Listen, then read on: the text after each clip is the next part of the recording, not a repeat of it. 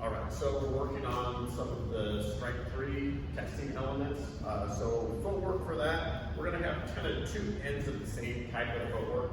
So like right now, if Crew Anthony is circling around to the side, and he's creating a little bit of a positive angle on me. My offense is pointed here, his offense is pointed at me, that's not good. So I can do a lead foot pivot. So my foot stays where it's at, and I just readjust. I can make a very small movement. If he starts to come this way, again, I'm facing this way, he's got a little bit of a positive angle on me. I still leave that lead foot where it's at, and just make a small pivot to reface.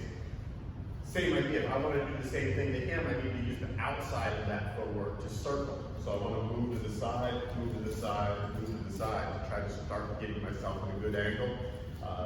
So kind of key to that is obviously proper foot placement, which we'll go into in that lesson. When we get into boxing, we're going to be looking at uppercuts first. So the basics of the uppercut, rear uppercut, lead uppercut, and the mechanics of that. Defending that same uppercut, which is a little bit of a tilt in. So if I'm coming into the uppercut, just a little tilt there to cut that line off. When it's coming to the other side, just a small tilt to cut off the other side with that. Defending the straight punches, the jab and the cross. So my jab's coming in, just a little slip to the side. Cross is coming in, a little bit of a slip to the side. So that kind of covers our boxing, a little bit of offense and a little bit of defense. The kick. I don't have the head kick in my hips right now, but if the head kick were coming up, Anthony's just going to pipe back a little bit, and he's out. So sometimes there's a step and lean back, sometimes there's a step and slip back a little bit. Both are okay. Main thing is I want to slide back, not get hit by that kick, and be able to return and fire back. Attacking and defending the inside of the lead leg. So if Crew Anthony's attacking the inside of my leg, coming in through here. So understanding that technique. If I want to defend against that technique, as he comes in, I just want a small little cross check in there. So he's running into my knee instead of my inside of my thigh. So lean back for the kick at the head, and then attacking and defending the inside of the lead leg. Elbows, pretty straightforward. Just the down elbow. A little bit different attack angle for the elbow. So in this case, we're coming up, slicing down, looking for a little bit more of a cut, splitting the gloves, attacking the forehead, down elbow for that. A long knee, if we're at a range where we can't attach to our opponent, connect to their head, neck, something like that, or we're countering other strikes, we can use a long knee. Long knee.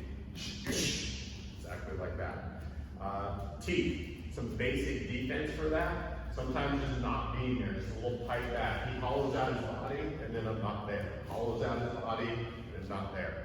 And that'll dovetail into some other defense that we'll deal with later. And then finally, clinch.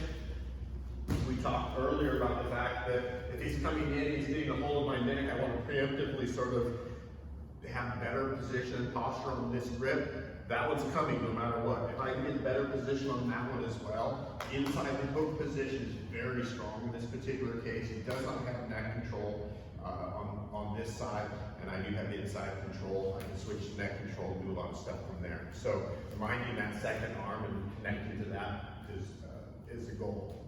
Other clinch stuff, skipping number one. This comes up in the knee as well. We'll do it on the body though in this case. So Anthony has control of my head. He can pull his hips back and just start attacking that body with the knees in through here. So that's a technique that I like. It's such a strong technique from Muay Thai. I like to include that in a couple of different places.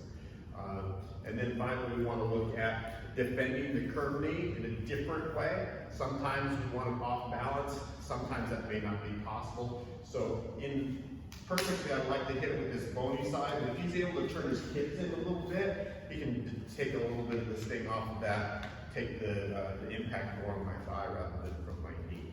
So a little bit of basic clinch defense in from there. So that's kind of a comprehensive snapshot of the different techniques from Strike 3. Make sure you know those for testing.